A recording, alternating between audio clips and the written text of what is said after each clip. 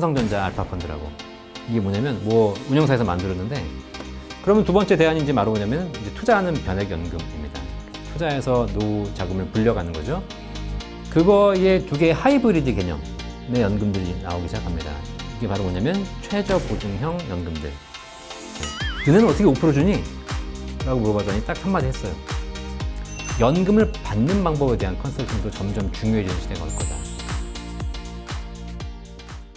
그 IRP가 있잖아요. 개인 네. 퇴직연금 계좌. 특히 이제 퇴직연금이 기업에서 가입했던 경우들은 관리가 안 돼서 방치돼서 1% 수익도 안 되는 경우들이 대부분인데, 개인적으로 관리하는 개인 퇴직연금 IRP에 대해서 좀 설명해 주시죠. IRP가 뭔지도 생소하신 분들 계실 텐데, 직장 다니신 분들은 이제 퇴직연금에 가입하시면 DB형, DC형으로 다 운영할 거 아닙니까?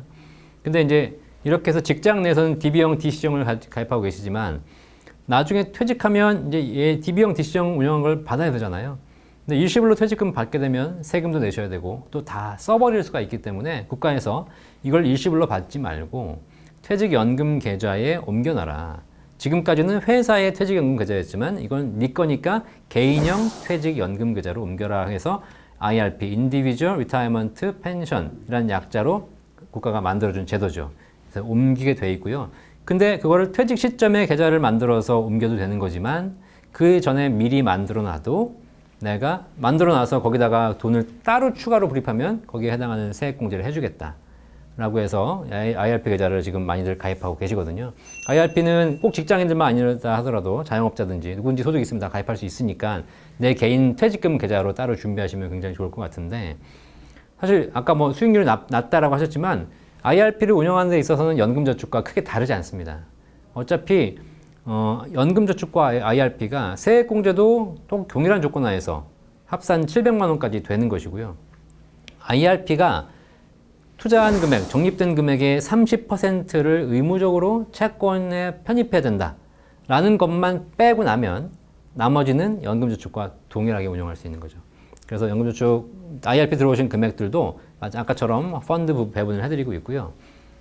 근데 이제 채권 30% 빼야 되잖아요. 의무적으로 해야 되는 거니까. 그것도 난 주식을 하고 싶은데, 투자를 하고 싶은데, 어쩔 수 없지 않습니까? 그래서 이제 최근에 제가 방송했던 것 중에 그런 펀드가 있어요. 삼성전자 알파펀드라고. 이게 뭐냐면 운영사에서 만들었는데, 삼성전자 주식을 사고 싶은데 IRP나 연금저축으로는 살 수 없잖아요. 그래서 그 틈새 시장을 노려서 그 펀드를 만든 거예요. 그래서 그 펀드에 가입하신 분들은 삼성전자를 펀드에서 사주는 겁니다. 그런데 다 살 바에야 내가 직접 사는 게 낫잖아요. 그래서 펀드가 어떻게 되냐면 70%는 채권을 사게 돼 있고 30%만 이내에서만 삼성전자 주식을 살 수 있게 돼 있어요. 그러면 이제 이런 펀드가 언제 유리하냐면 IRP를 투자하신 분들이 IRP 내에서 50%를 그 삼성전자 알파 펀드를 사는 거예요. 그러면 나는 50%를 그 펀드를 샀더니 그 펀드의 70%, 50에 70%니까 5, 7, 35. 35가 자동으로 채권을 사게 되어 있는 거죠. 그러니까 나는 채권 비중을 달성한 거죠. 그리고 나머지 15%를 삼성전자 주식을 살 수 있는 또 그런 특징도 있어서 그렇게까지 운영을 하는 경우도 있습니다. IRP로 취급하고 관리할 수 있는 상품들이 다양해지니까 그런 부분들도 한번. ETF 하신 분도 계세요. 전 말리고 싶은데 요즘은 연금저축이나 IRP가 ETF를 살 수 있잖아요. 많이들 그쪽 방향으로 많이들 가고 있으니까. 예, 한 가지 우려되는 건 뭐냐면 ETF라는 것이 결론적으로 내가 지금 사러 들어가서도 그냥 우리가 펀드라는 것이 사주세요라고 이제 매수하고 끝나면 되는 건데, 그럼 3일 뒤에 매수가 되는 거니까 그다음 나는 모르지 않습니까? 근데 ETF를 사게 되면 내가 들어가서 이걸 15,000원 살까? 14,800원 살까? 이걸 고민해야 되잖아요. 이러다 보니까 투자에 대한 철학이 없거나 경험이 없으신 분들 같은 경우에는 자칫 그렇게 시작했다가 주식 투기로 빠져버리는 일이 있어서 그런 부분 조금 주의하실 필요가 있습니다. 개인연금 관련된 부분도 좀 얘기를 해 주실 필요가 있을 것 같아요. 이게 어쨌든 세제 혜택은 다 받을 만큼 다 받는 게, 제도를 잘 활용하는 게 제일 좋은 거고, 그 다음에도 여러 가지 필요성에 의해서 또 예유자금이 있으면 이제 개인연금 일반 그 세제 혜택이 없는 연금을 이용하게 되는데, 추천해 주실 만한 게 있으실까요? 사실 지금 그 일반적인 이제 연금저축은 딱 세제 혜택이라는 것이 있기 때문에 우리가 그냥 바로 메리트를 느낄 수 있잖아요. 근데 이제 그 이외의 일반적인 연금보험은 납입 시에는 세제 혜택이 없고 받을 때 비과세되는 이런 상품이다 보니까 지금 당장 고민할 때 이제 관심이 수익률입니다. 근데 대부분의 연금들이 지금 보면 크게 한 세 가지 종류가 있는데 첫 번째가 공시이율, 금리 연동형 연금. 근데 최근에 금리가 낮다 보니까 이 연금들이 금리 연동해서 수익을 지급하다 보니까 옛날에 가입할 때는 수익이 한 4, 5% 높았는데 지금은 점점 떨어져 가지고 1, 2%밖에 안 되는, 또 최저보증 이율이라고 해도 한 1%밖에 안 되기 때문에 지금부터 장기로 둔다 하더라도 실제로 내가 낸 돈 대비해서 큰 효과가 없는 경우가 대부분이죠. 그래서 지금 금리 연동형 연금은 사실상 그렇게 추천할 수 있는 상황은 아닌 것 같고 그냥 내 돈 내고 내가 빼쓰는 이 정도가 아마 일반적이지 않나. 그 장기적으로 보면 금리가 사실은 어떻게 보면 더 손해. 그렇죠. 예. 그리고 물론 이제 연금이라는 장점이 내가 평생 받을 수 있다는 장점이 있기 때문에 평균 수명 이상으로 사시게 되면 내가 낸 돈보다 훨씬 더 많은 금액을 받을 수는 있겠지만 그래도 우리가 평균 수명을 감안해 봤을 때 크게 수익이 안 되는 구조이기 때문에 금리 연동형은 많이 권하지는 않고요. 그러면 두 번째 대안이 이제 바로 뭐냐면 이제 투자하는 변액연금입니다. 투자해서 노후 자금을 불려가는 거죠. 근데 이제 고객분들 중에서 보시면 이렇게 변액에 트라우마가 있으신 분들이 계세요. 왜냐하면 과거에 10년 동안 수익이 안 좋았고 최근에 주가가 오르면서 좀 많이 회복되고 있기는 합니다만은 그런 차원에서 변액도 비용도 많이 뗐고 이래가지고 사실 이제 10년을 했는데 아직도 원금이 안 된다 이런 고민하시는 분들이 꽤 계세요. 더 장기로 있으면 더 좋아질 수는 있겠지만 그런 부분에서 좀 불만이 있어서 아무래도 투자형 연금들을 그렇게 막 공격적으로 하시는 분들이 좀 부담을 느끼시더라고요.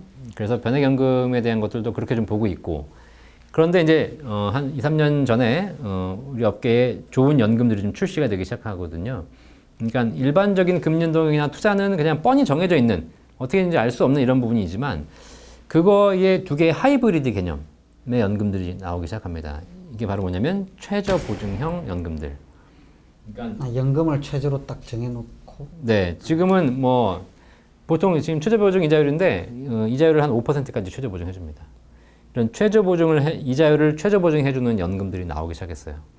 그래서 이 상품은 지금 5%까지 나와 있거든요. 보통 회사에 따라 4%도 있고 5%도 있는데 이 금리를 최저보증해주는 거예요. 뭔가 좀 이상하죠? 그죠. 5%를 어떻게 최저보증해주지? 그러니까요. 쟤네들은 지금 금리 연동에서 1%도 못 내가지고 지금 하고 있는데 얘네 지금 5%를 최저보증해준다. 이상하지 않습니까? 네. 이상한 게 아니라 조건이 있어요.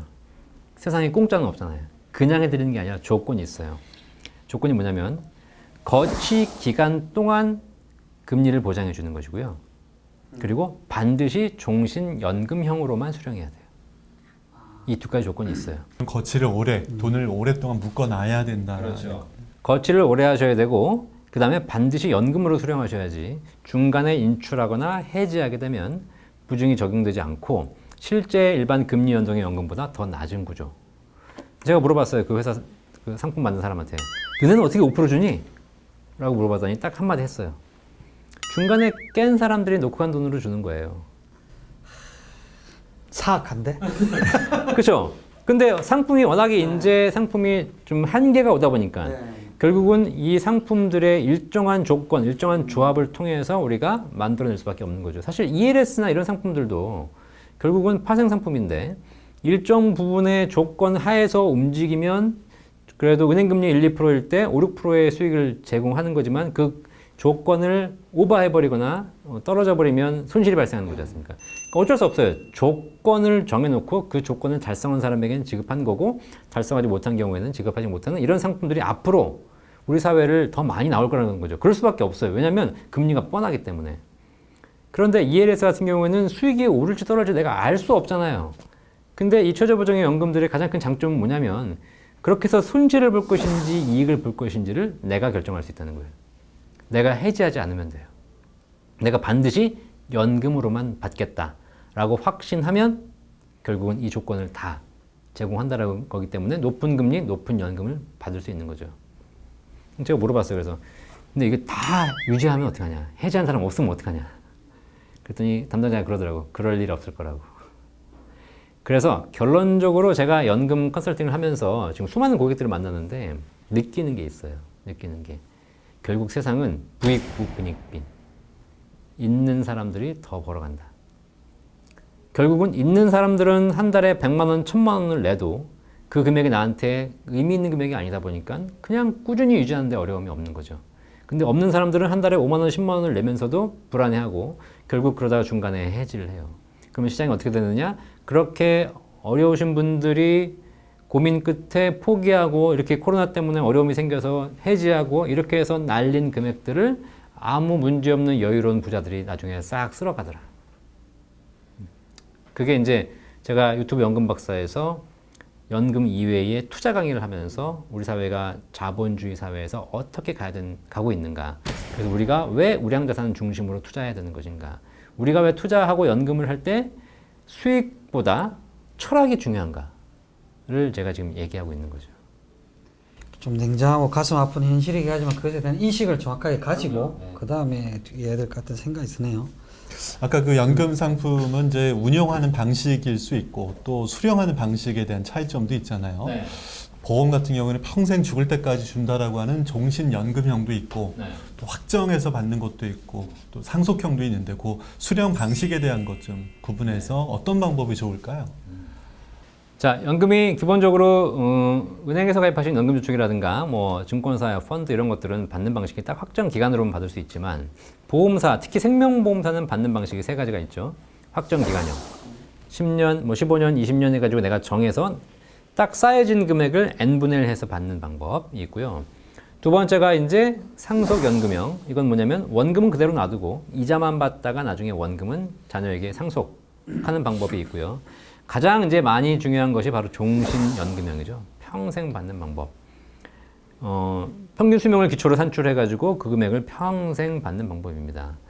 세 가지 방법 중에서 사실 가장 중요한 건 종신연금형이라고 보고요. 사실 받는 금액으로 따지면 상속연금은 이자만 받기 때문에 받는 금액이 제일 낮지만 원금이 보존되는 것이고 확정기간형은 내가 짧게 나눠 받으면 한 번에 많이 받을 수 있고 길게 나눠 받으면 한 번에 적게 받는 거죠. 근데 이제 종신연금형은 어쨌든 평균 수명까지 산다라는 가정을 하기 때문에 그렇게 높지는 않습니다. 대신 얘를 평생 받게 되는 거죠.